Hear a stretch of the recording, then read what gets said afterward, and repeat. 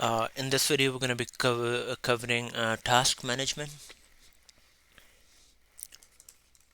So, what is task management? So, the definition is that it's a process by which the pilots manage the many concurrent tasks that must be performed to safely and efficiently operate an aircraft.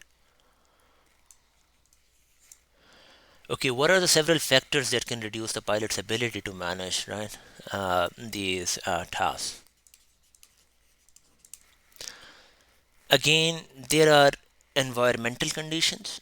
It could be temperature, humidity, extreme, like these are their extremes, the noise, vibration, lack of oxygen. Could be anything surrounding you, right? It could be the factors, could be physiological stress. So it could be your fatigue, lack of physical fitness, didn't have enough sleep, missed any meal, something like that, right? Then we have a psychological stress. You could have like different emotional factors, different society, social factors, economical factors, uh, that kind of thing. Maybe a person is going through a divorce, or could be sick child, could be stuff like that. So these are different factors which actually do put some uh, they have the ability to actually affect you the workload and ability to do the task management. So what can we do about it? So we have what are the several options we can actually a pilot can make use or to do in order to decrease these workload and avoid becoming overloaded. So in terms of uh, like what should we do, right? You can stop, think, slow down, and prioritize. Basically, these are the things. Give yourself a moment, think it again, slow down, and prioritize what should be done. Uh, yeah, those kind of things. Okay, what is one method of prioritizing tasks to avoid an overloaded situation? So, uh, couple like the rule there is a phrase actually in order to like how can we prioritize the task. The phrase goes like this, like aviate, navigate, and communicate.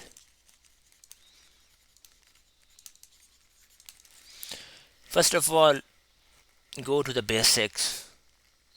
When you think there are too many things you have been talking to the radio, you have been the basic thing is that you should always remember the first step is that you should come to the basics and fly the plane. Then comes the navigation. You should know where we are and start using the in order to decide where to go and all those things. And keep communicating. Keep ask for help if there is a co-pilot. Talk to the ADC. Communicate. That's how you can prioritize. And sometimes communicating by yourself helps too. Like sometimes just saying some things out loud that okay, right now I'm focusing on something, and yeah, that's how you can prioritize tasks. Okay, how can tasks be completed in a timely manner without causing a distraction from flying? As you may know that this question is very relevant when we are flying, and because sometimes we are, especially for the student pilots, they have been like looking at the flight plans, they have been looking at the navigation, they are also stressed out about all the flying stuff. So again, the thing is that you're gonna need to plan, you need to prioritize and sequence. You have to see the tasks. Uh, so doing these three things, planning, prioritizing, and sequencing, you can actually deal with such kind of like basically you can avoid overloading. And again, it does comes with time. But again, this is I found it very helpful. Aviate is the number one. If I don't just stress out that much that you kind of give up the aviation portion of it. Always remember that okay, everything, even if you are having hard time in navigating or communicating, aviation and the basics, you should always remember that as long as you are flying the plane uh, uh, uh, and not stressing out on that one, um, things are gonna you will be able to prioritize the task. Okay, what are why are pilots encouraged to use checklists? The reason for that is like these are the aid, right? And basically aid to the memory, and they help to ensure that the critical items necessary for the safe operation of the aircraft, and they are not overlooked and they are not forgotten.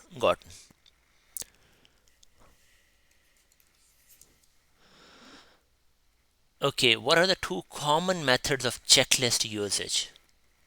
So when it comes to the methods of checklist usage, you may have seen people writing on. They have the notebook and a pencil, and sometimes they don't even have any of those, and they're just writing on the iPads. They are using different sorts of things, right? So common methods are one is do. The method is called DV, known as do verify, do and verify. So basically consists of the checklist being accomplished in a variable sequence without a preliminary challenge.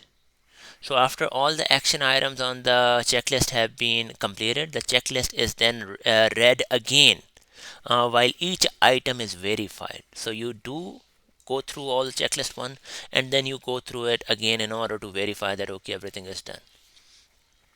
Then we have the other method is CDV, which is this was do verify, right? This one is challenge, do verify. Basically it consists of a pilot and a crew member making a challenge, right, before an action is initiated, taking the action and then verifying that the action item has been accomplished. This is done by, like, if the pilot has some company and he is actually it is more effective, right? And the crew members are kind of issuing the challenge first, that they are asking if one thing has been done, and then they do it, and then they verify it. Right? Okay. What are several examples of common errors that can occur when using a checklist? So, when doing it, checklist items are missed because of distraction or interruption by passengers, or it could be because of the ADC too. So one thing is distraction. The other one is are incorrectly performed. Like you may be hurrying the check in the checklist, reading items but not verifying, or not doing the do verify or challenge to verify. You're not using that. So basically hurrying through the checklist. Failure to use the appropriate checklist for a specific phase of flight. So maybe you are on the wrong page of the checklist. You are not holding the right checklist, right? And too many time spent with head down, reading the checklist and compromising safety. That can be case. A checklist is not readily accessible in cockpit. That is one of the common error. Checklist is not readily accessible. That's the one. And the emergency and abnormal procedure checklist is not readily available. And memory items accomplished but not confirmed with the checklist. You may have just like you are thinking you know it, and you have memorized the checklist, and you are not looking at the checklist. Okay, in what phases of flight should a prepared checklist be used?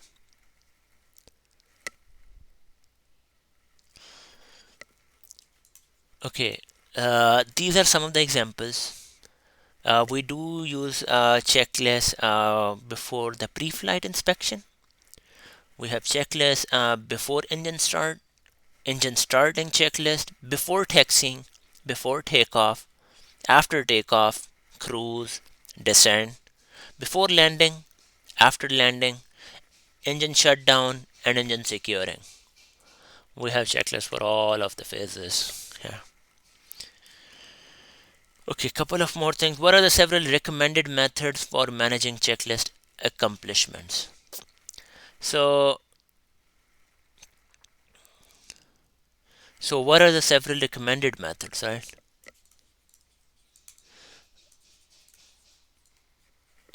Basically for managing checklist accomplishment. So one thing you can do is like the pilot should touch or point at each control display or switch. He can also verbally state the desired status of the checklist item. When complete, announce checklist is complete. Okay, what are the immediate action items?